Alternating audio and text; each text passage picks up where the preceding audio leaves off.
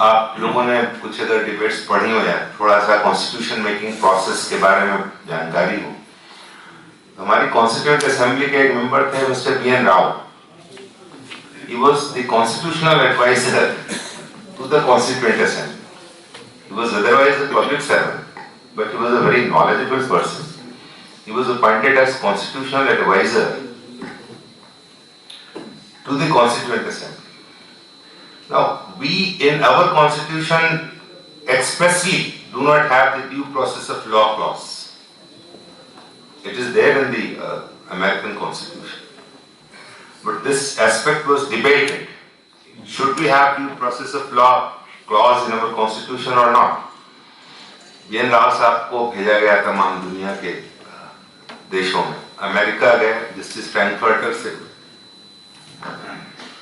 वहां उनसे बातचीत हुई तो justice Frankfurter advised him not to have this due process of law clause in your constitution. Why?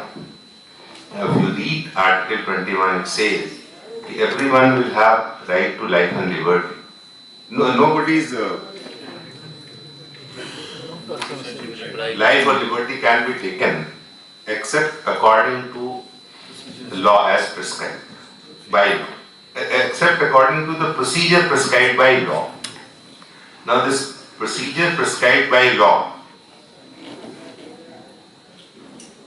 and due process of law. Due process of law is a phrase which is very open-ended. Very, very open-ended. Now, Frankfurter told Mr. B.N. Rao कि अगर आप ये ले आए तो आप की जो legislature है, जो executive है, वो तो इसको control ही नहीं कर पाएंगे. Due process of law will be defined ultimately by the judges, being the interpreter of the law and constitution. So don't have this phrase due process of law. You better have this phrase.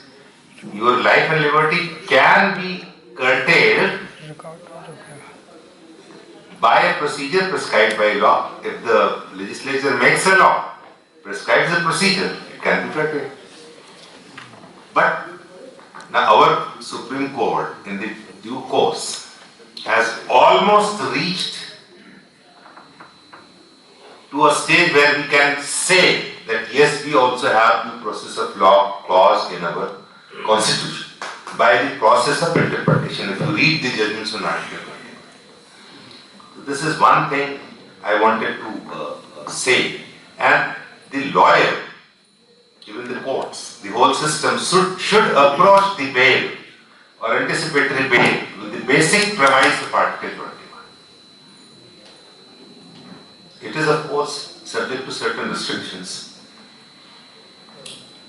One more thing I wanted to say. As you all know, there are certain offences defined under some special enactments, not in IPC, where provision of section 438 is barred.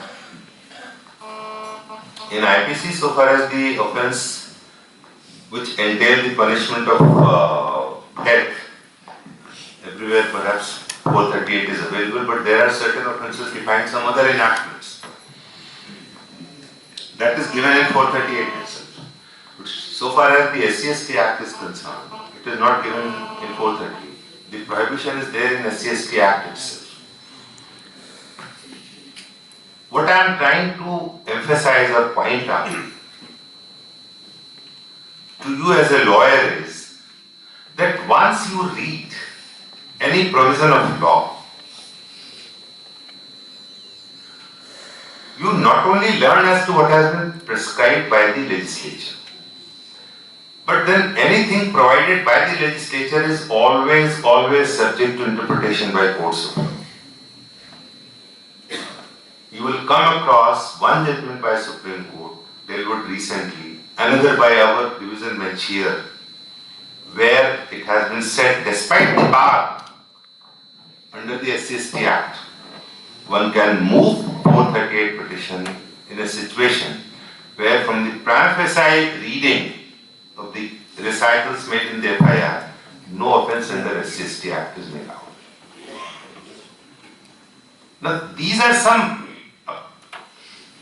in whosoever mind this might minor nuance of law might have occurred at the first time. That is what at least I will expect from every member of the Bar Association. Thank you.